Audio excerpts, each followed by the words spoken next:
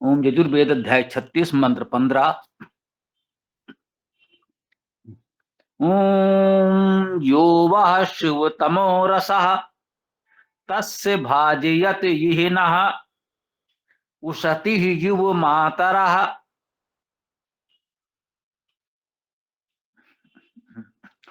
जो दिव्य तुम्हारा शिवतम रस उसका सेवन हम करें यहाँ स्नेही माताओं के समान। ये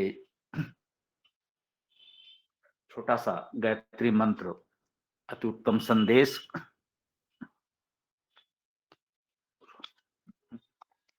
यो वह शिवतमो रसाह, यो अर्थात जो वह तुम्हारा शिवतमो अत्यंत शिव अत्यंत कल्याणकारी रसाह रस है। जो तुम्हारा शिव का अर्थ कल्याणकारी सहज भाव से हम लोग जानते हैं। इसमें शिव शब्द को विस्तार से बताया गया है निरुक्त आदि में।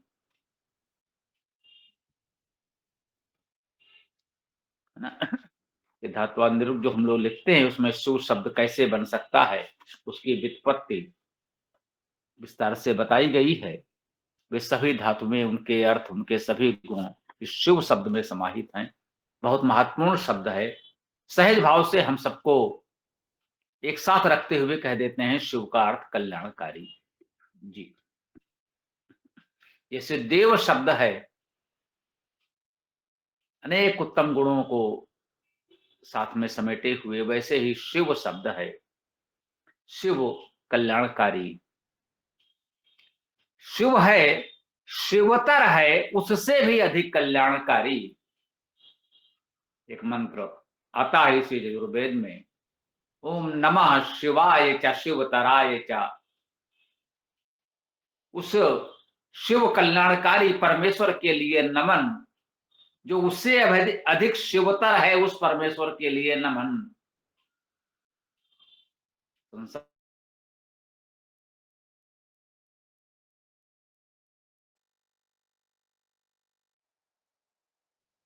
उसको भी कहा गया शिवतर, उससे भी अधिक कल्याणकारी हो, तो वो परमेश्वर शिवतर है। जहां कहा जा रहा है शिव तमो रसा, अत्यंत शिव अत्यंत कल्याणकारी। शिव शिवतर शिवतम,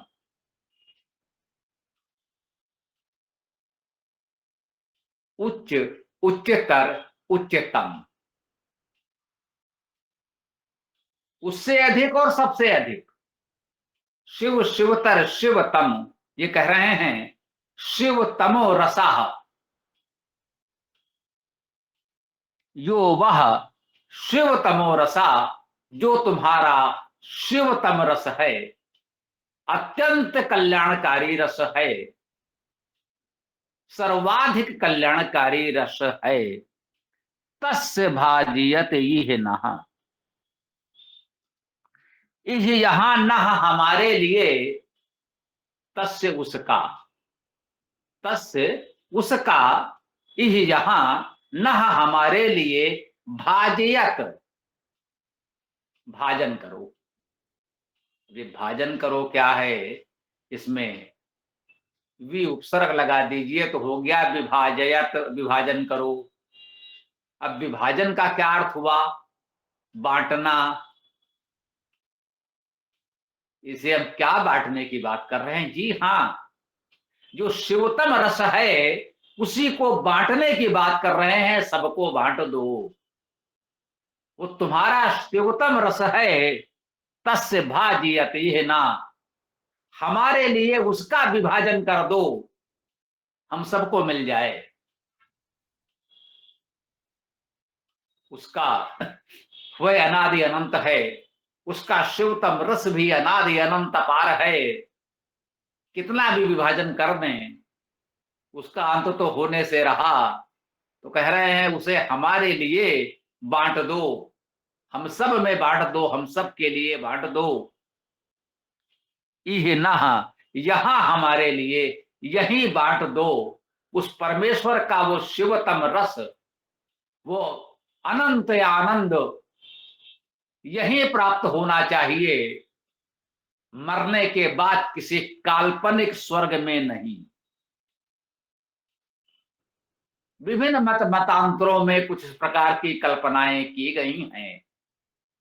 हो सकता है प्रारंभ में उनकी भावना अच्छी रही हो कि संसार में कभी कभी लोगों को उचित न्याय नहीं मिल पाता, तो एक आश्वासन दिया कि नहीं, ईश्वर की व्यवस्था में अंत में न्याय होगा, इस जीवन में नहीं तो जीवन के बाद होगा।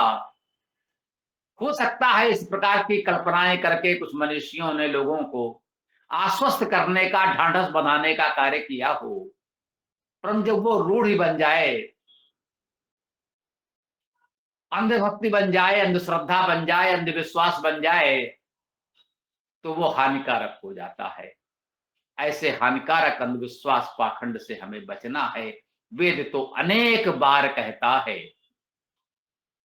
यही होगा जो कुछ होगा, इसी संसार में, यही अर्थात यहां, यही, इसी जीवन में, इसी संसार में आपको उसका शिवतम रस, परमानंद प्राप्त हो सकता है, होना ही चाहिए। कैसे? उसति युव मातरा, उसति चाहने वाले, उस वश कांतो धातु है चाहना, इच्छा करना के अर्थ में। हमने आपसे कहा उस वश कांतो धातु है, इसका भाव समझें। यहां उसते लिखा हुआ है तो धातु उस होगी, होनी चाहिए, कहें धातु उस होनी चाहिए। किसी भी धातु पाठ में, किसी धातु कोश में उस धातु नहीं है। अब क्या करें? तो जो हम लोगों ने व्याकरण में थोड़े से संधि आदि के विषय में पढ़ा, जो हम लोगों ने वर्णोच्चारण शिक्षा पढ़ी, वहां हमने सीखा कि ऊ स्वर है, इसका उच्चारण स्थान ओष्ठ है, यारा लावा अंतस्थ वर्ण है, इन चारों के उच्चारण स्थान पृथक पृथक हैं। इनमें व का उच्चारण स्थान ओष्ठ है, ऊ स्वर का उच्चारण स्थान ओष्ठ है, अंतस्थ वर्ण व का उच्चारण स्थान ओष्ठ है। तो ऊ के स्थान पर व के स्थान पर ऊ बहुधा उच्चारण में हो जाते हैं। यह ध्वनि विज्ञान का नियम है, यह ध्वनि शास्त्र का नियम है, यह वर्णोच्चारण शिक्षा का नियम है, सार्वभौम सार्वत्रिक है। किस व्याकरणाचार्य ने इसको किन शब्दों में लिखा है, अच्छी बात है, लोगों ने बताया है, परंतु ये नियम किसी व्याकरणाचार्य के बनाने से नहीं है, यह प्राकृतिक है। और संसार की सभी भाषाओं में आपको ये नियम बनेगा। संसार की सभी भाषाएं मैंने, आपने, किसी ने भी नहीं पढ़ी हैं, परंतु जो प्रकृति के नियम हैं वो सदा सर्वत्र एक से होते हैं। हमने संपूर्ण ब्रह्मांड में जा जाकर नहीं देखा गुरुत्वाकर्षण का नियम कहां कहां कैसे कार्य करता है। एक बार जब हम जान गए प्रकृति में गुरुत्वाकर्षण का सिद्धांत है, तो हम कह सकते हैं संपूर्ण सृष्टि में आप जहां भी जाएंगे उन्हीं नियमों और गणितीय आकलन के अनुसार आपको ये गुरुत्वाकर्षण मिलेगा। इस पृथ्वी पर ही नहीं, आकाश में जहां जहां जिस जिस आकाशीय पिंड पर जाएंगे, ये गुरुत्वाकर्षण का नियम ज्यों का त्यों मिलेगा। उसी प्रकार जो ये ध्वनि शास्त्र, ध्वनि विज्ञान का नियम है, उच्चारण का, वर्णोच्चारण शिक्षा का नियम है, ये भी आपको सर्वत्र मिलेगा। तो वश धातु का अर्थ है कामना करना, इच्छा करना। उसे परंपरागत शब्दावली में कहा गया धातु पाठ में वश कांतो धातु है, अर्थात वश धातु का अर्थ है कामना करना, इच्छा करना। कामना करने के अर्थ में वश धातु होती है। उस वश का वा का ऊ होकर यहां उस हो गया, तो यहां बना उसती। उसती अर्थात कामना करने वाली, कामना करती हुई। उसती युव माता,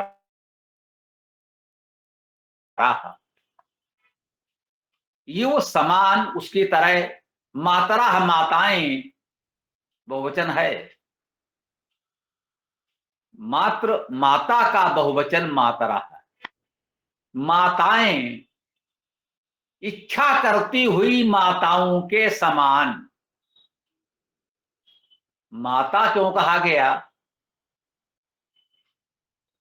शिवतम रस जो है वो इसलिए कहा। इच्छा करती हुई माताओं के समान। माताएं क्या इच्छा करती? माताओं की एक और केवल एक इच्छा होती है कि उनकी संतान का कल्याण हो, संतान सुखी रहे। जब मातरा विशेष रूप से कहा गया है, माताएं, वैसे तो यदि किसी विशेष माता की बात करें, एक व्यक्ति के रूप में बात करें, तो उस व्यक्ति के जीवन में अनेक प्रकार की इच्छाएं, अभिलाषाएं, प्रयास, कार्य हो सकते हैं। उस माता का राष्ट्र के विषय में अलग चिंतन होगा, परिवार के विषय में अलग चिंतन होगा, धर्म समाज के विषय में भी उसकी कुछ इच्छाएं होंगी, अवश्य होंगी, होनी चाहिए। परंतु जब मातरा कह रहे हैं, माता के रूप में उसकी एक ही इच्छा है कि उसकी संतान का कल्याण हो, शिव नहीं शिवतर और शिवतम हो।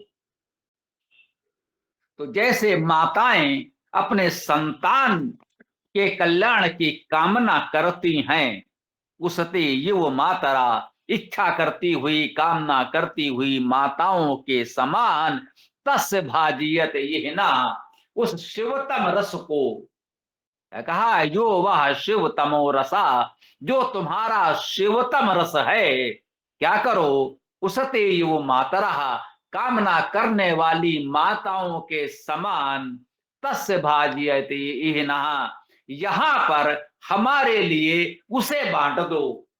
हम सब में उस शिवतम रस को बांट दो परमेश्वर से। ये उत्तम प्रार्थना हम इस मंत्र में कर रहे हैं। तो इस मंत्र की बात हम यहां विराम दे सकते हैं। छोटा सा मंत्र, अति उत्तम भावना हम लोग इससे ग्रहण कर सकते हैं। अब आप लोग जो भी प्रश्न विचार आदि हो रख सकते हैं, फिर हम लोग वेदांग की बात करेंगे। ओम। स्वामी जी, सबसे कल्याणकारी तो मुझको वेद मंत्र ही लगता है, क्योंकि वेद मंत्र से ही सभी समस्याओं का समाधान होता है।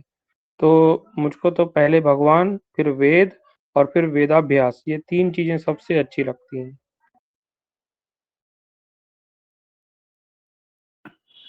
जी ठीक बात है। ये तो कहा वह परमेश्वर है और उसका शिवतम रस, ये शिवतम रस वेदवाणी ही है, ऐसा आप मान सकते हैं। ठीक है ना। ओम।